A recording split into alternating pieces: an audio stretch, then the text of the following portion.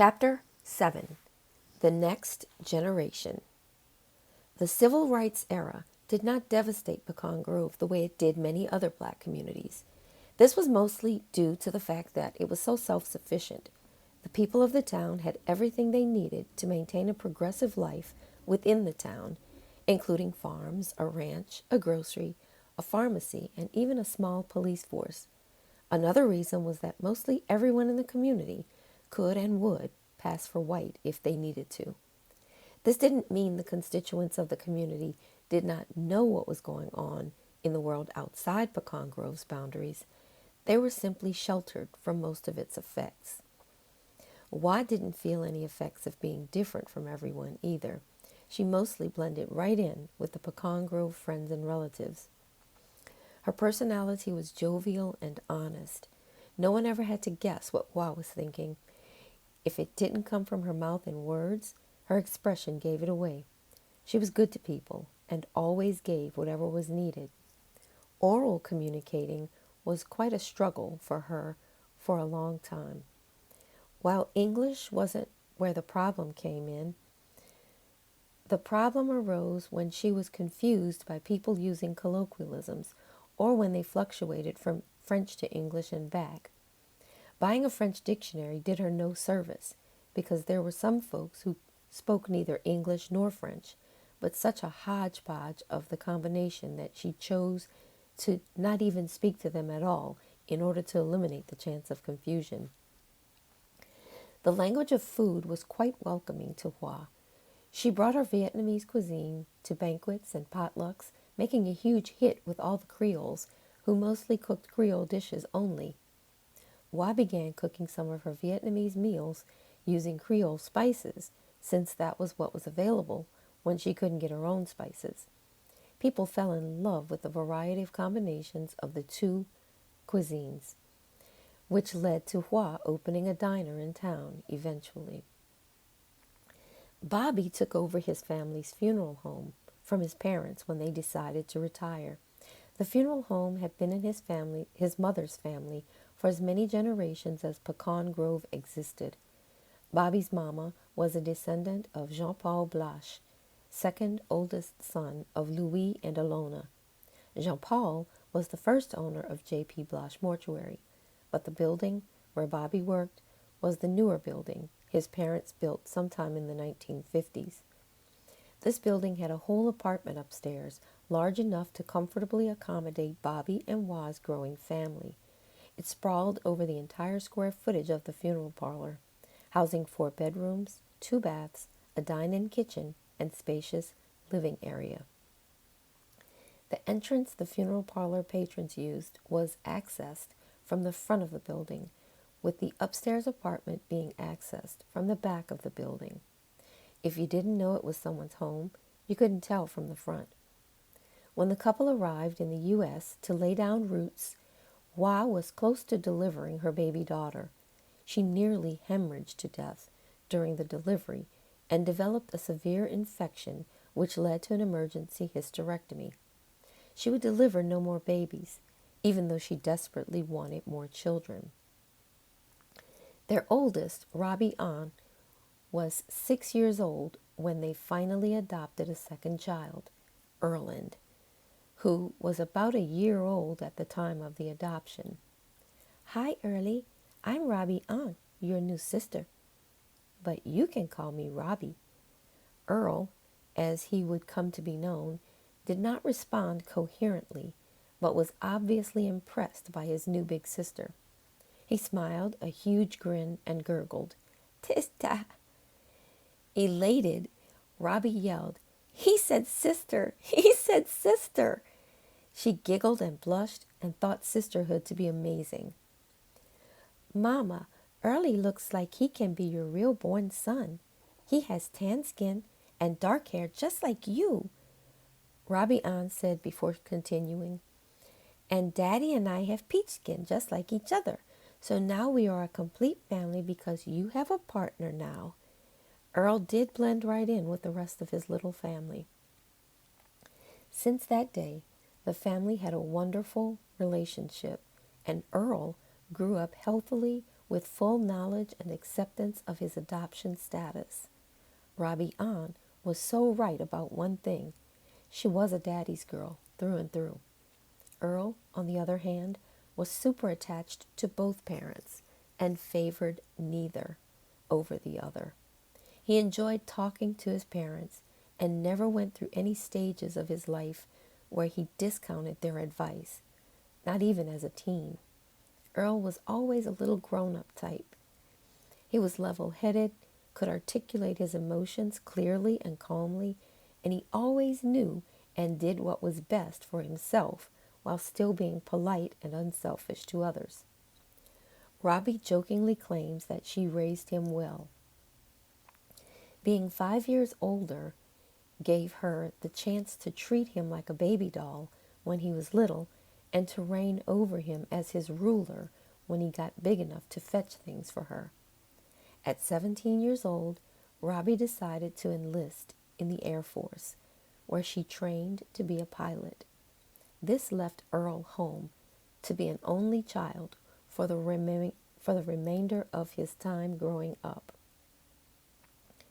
With very few exceptions, all of Earl's school days ended in a similar way from the time he was about 11 years old until graduation from high school.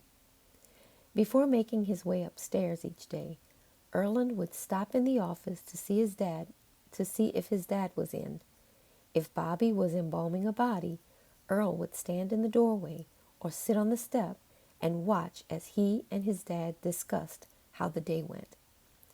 The smells that typically linger in an embalming room, embalming fluid, wax, latex, and other scents that may seem unsettling to others, were blended and oddly calming to Erland because they were what he grew up relating to his after-school talks with his dad.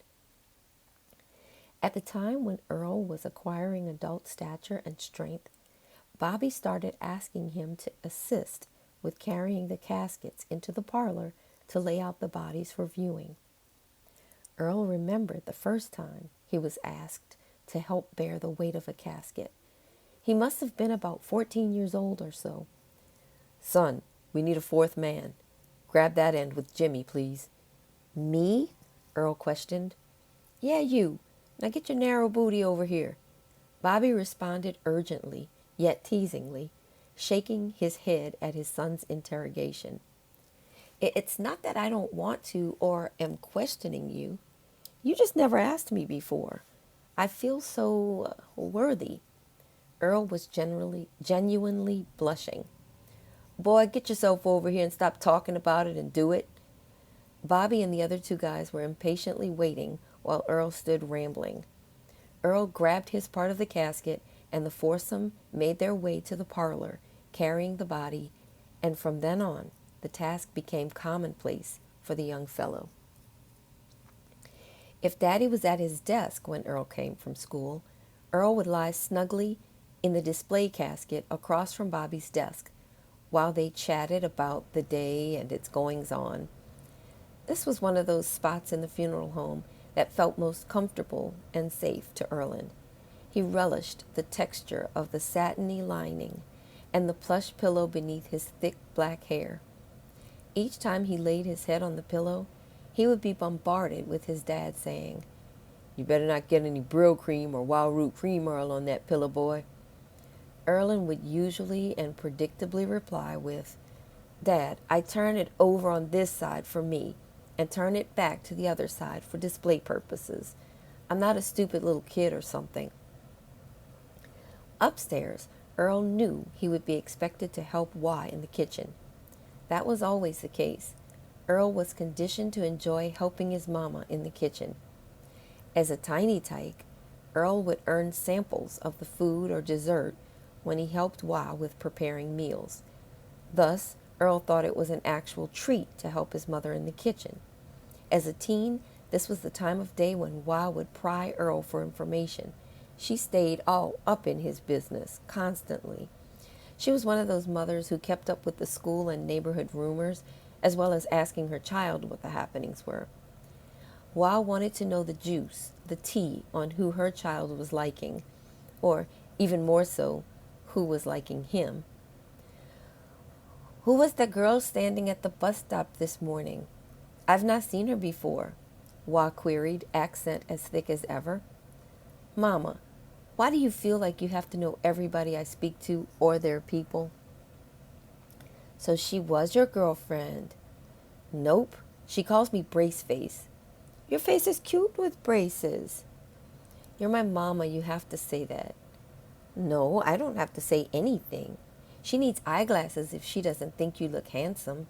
Then, when she gets her eyeglasses, you can return her brace face with 4 eyes." "Oh, gag me, Mama. You are such a square," Earl replied.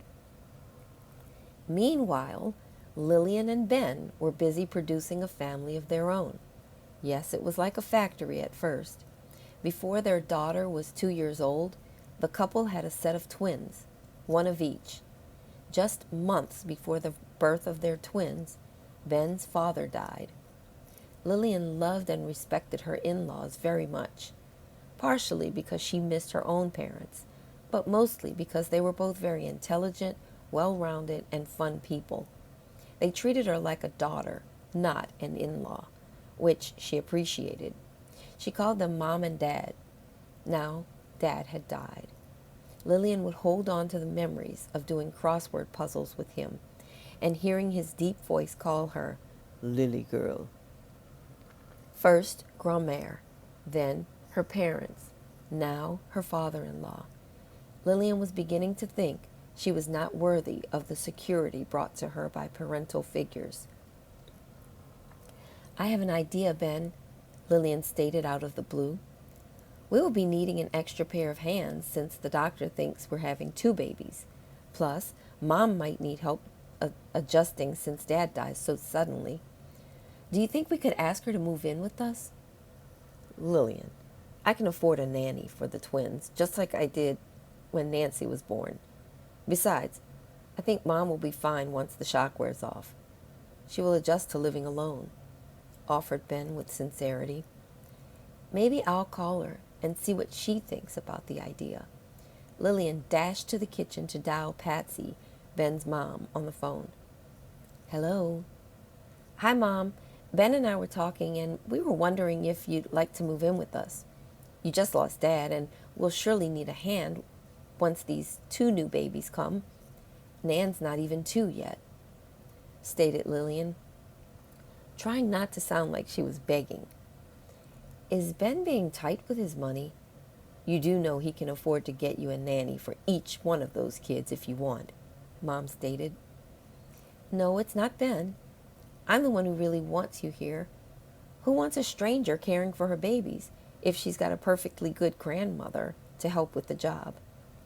"Ah, flattery. You leave me no choice, Lillian." "How can I resist persuasion like that?" Mom said, smiling through the telephone at the persistence of Lillian. "We'll test out the situation for a few months and see how it goes. You know, Ben will probably get tired of my nagging or bored with my corny jokes."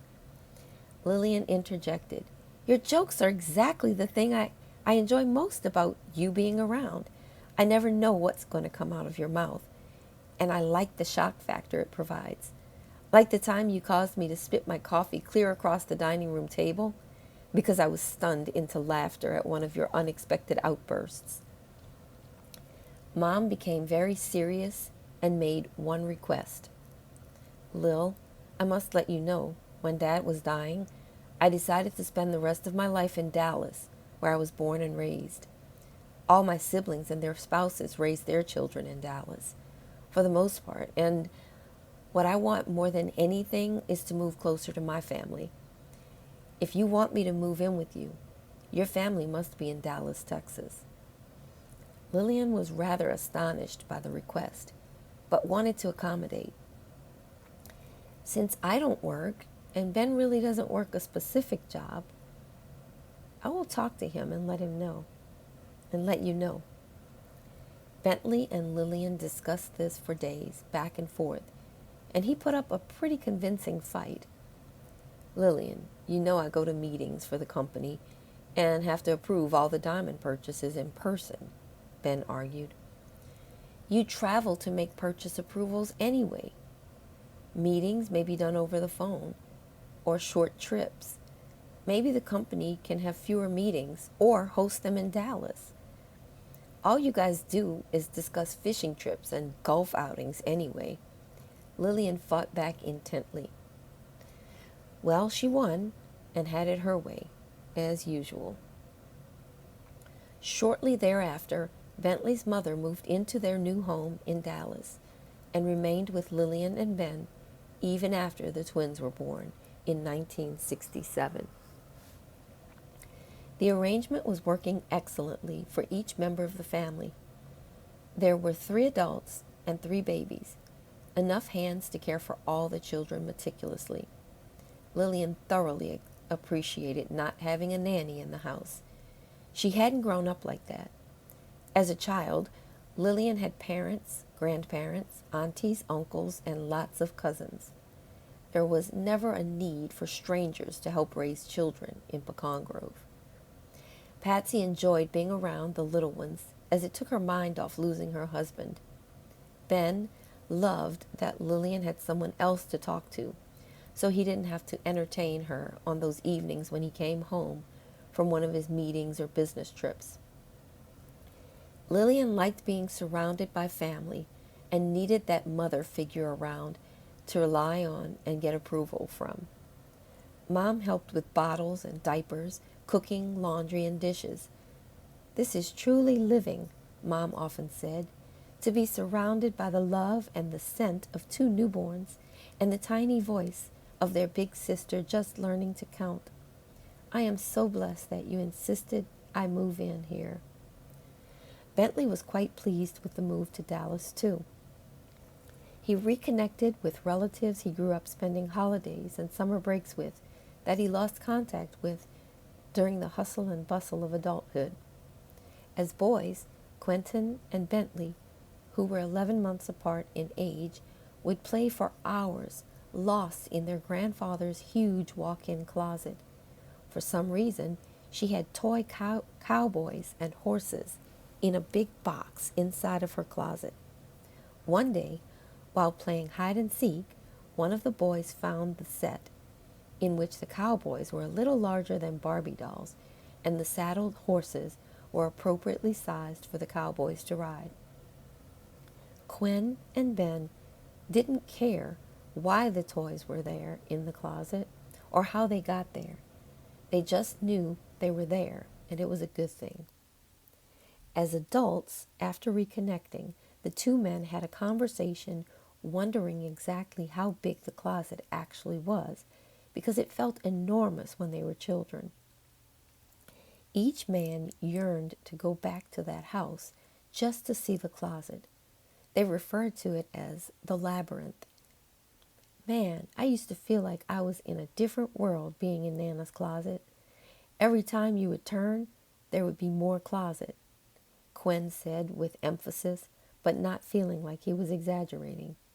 Ben agreed and added, the labyrinth was our own little world inside of the world.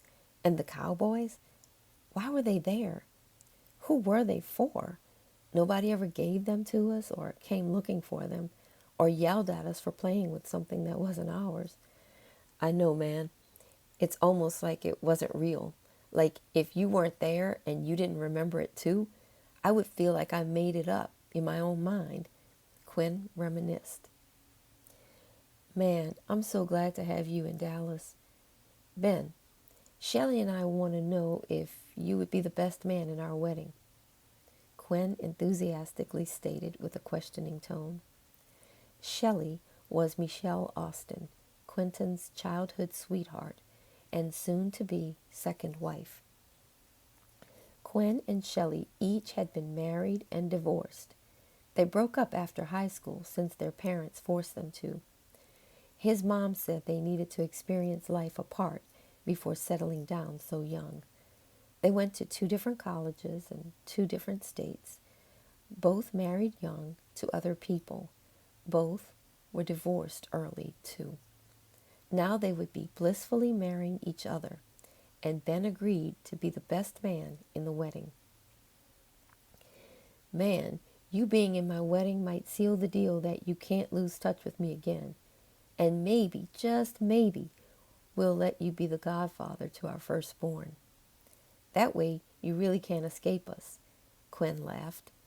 Ben, joining in with his cousin in laughter, said, "'Cause I'll be in your wedding and be godfather to as many kids as you want me to." Shelley interrupted. Two will be our max for the number of children." Lillian chimed in. "Believe me, you may think that, but we just had 2 kids at one time." The two couples laughed together. Quinn and Shelley were married in a Southern Baptist ceremony for all their friends and family to witness. The sound of an organ could be heard while entering the tall, skinny old church built in 1860.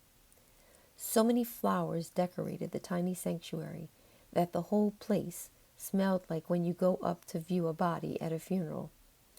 Every flower in creation that naturally occurs in yellow was present as decoration for this wedding, with so many varieties, yet no variation in color. Each flower was yellow: marigolds, daffodils, roses, daisies, all yellow. The young pastor was a childhood friend of both the bride and the groom. All 4 of the bridesmaids, Shelley's sisters, wore frilly pale yellow gowns and carried calla lilies, also yellow, draped on their left arms. Each sister had her dark brown hair swept up on one side, with tight curls cascading toward the other side. To an unfamiliar eye, one would swear the bridesmaids were identical quadruplets. Such a lovely ceremony had one moment of slight disruption. Shelley anticipated that her niece, the flower girl, would walk up the aisle dropping yellow petals while the ring bearer, Quinn's nephew, would walk beside her carrying the satin pillow with the fake ring attached. The little girl was 8 months away from her 3rd birthday, and the boy was already 4 years old. Quinn's nephew refused to walk up the aisle and remained at the back of the church. After about 20 seconds of trying to coax him to go with the flower girl, who was especially compliant, the crowd began to whisper for the girl to leave him. Then, like a superhero in a cape, a very middle-aged lady on an aisle seat in the back sprung up, grabbed each of the children by the hand, and darted up the aisle, dropping each child off at their intended destination. Of course, the lady bent down as she walked, as if no one could see her, but the whole church saw, and the whole church let out a roar of laughter in response. She could look forward to scoping herself out in the wedding photos to come. No one petal was dropped along the way. Good thing the boy was not carrying a real ring, because it would have surely flown from the pillow during the hasty trip down the aisle. The wedding was quite short and to the point, and as it came to an end, the pastor announced, "I present to you for the first time ever, Mr. and Mrs. Quentin Matthew." Guests gathered outside and talked about how the couple grew up together, looked fabulous together, would make beautiful babies together, were longtime soulmates.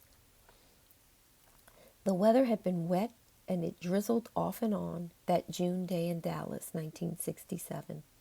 The streets were slick, but the sky was clear and blue, and the day was festive. By the time the wedding party returned into the back of church to gather their items, most other guests had already left. Between the wedding and the reception, Ben would drive his mother and the 3 babies home, and he and Lillian would return to the country club reception for the fun time of dancing, eating, and drinking to follow. The family of 6 got into the car to start the quick ride home. Bentley drove. Mom and Lillian got into the back seat, where each would hold a twin on her lap. Young Nancy fluctuated from sitting between her mother and her grandmother to standing on the centered hump of the back seat floor. This was a common position children took in cars back then, before the seatbelt regulations of today were set in place. Nancy must have been captivated by the song Amazing Grace during the ceremony at the church, because she kept trying to sing in the car. Amazing Grace. She sang on repeat until her grandmother began singing it properly. Nancy sang with Patsy and smiled as if she approved of her grandmother guiding her through a song that was pleasing to her tiny ears. After her parents joined in and the refrain following the second verse was halfway complete, Nan started yelling for the doll that she had been holding in the car before the wedding. Lillian made her leave the doll in the car during the wedding ceremony.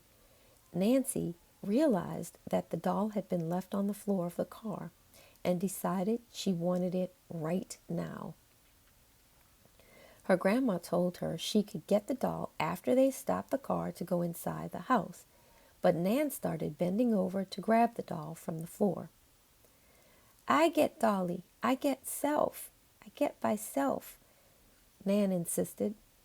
We're almost at the house and you can get Dolly then, Grandma chastised, and she pushed Nancy's body back upright into the seat with an arm she freed from a double-armed cradle of the infant. Seat belts and baby car seats weren't widely used at that time. Almost nobody used them because their safety hadn't yet been promoted and they were not required. Automobiles came equipped with restraints, but were commonly ignored. Ben's mom held the brand new baby girl, and Lillian held the baby boy. Ben, trying to defuse the situation, interjected, I'll grab Dolly. He slipped his arm behind him and swiped behind the front seat onto the floor, grabbing Dolly into his hand. At that very moment, out walked a stray dog into the slippery path that was glistening with the dampness of a consistent light rainfall. Ben, who was not paying attention to the road, was taken off guard, swerved to avoid hitting the hound, hit a light post instead, and was thrown from the vehicle through the windshield. Ben's mom bent over the infant, Bryn, she was holding, to protect her. She bumped her head awkwardly on the back of the front seat, breaking her neck and dying instantly. Nancy slid forward, then tumbled from the middle of the back seat to the floor of the front passenger seat, sideways, landing just under the glove box. Although shaken up a bit, no real harm was done to young Nancy. Lillian held the baby securely lying in her lap, with her purse also on her lap, between the baby and the back of the front passenger seat. Lillian's upright body shifted forward with force into the rear of the front passenger seat. Because her face hit the seat, she may have suffered a whiplash, but she survived with no apparent damage to her body. The baby boy was not harmed either, as he was padded between his mother's handbag and the fluffy belly that had just given birth to twins months earlier. Alas, Lillian had to hire a nanny after all. Patsy was now deceased, and help was necessary. The nanny provided housekeeping too. 3 young children needed food, baths, and playtime. Laundry needed doing. Lillian was beside herself with stress. Bentley, having been thrown from the car, lay comatose in the hospital.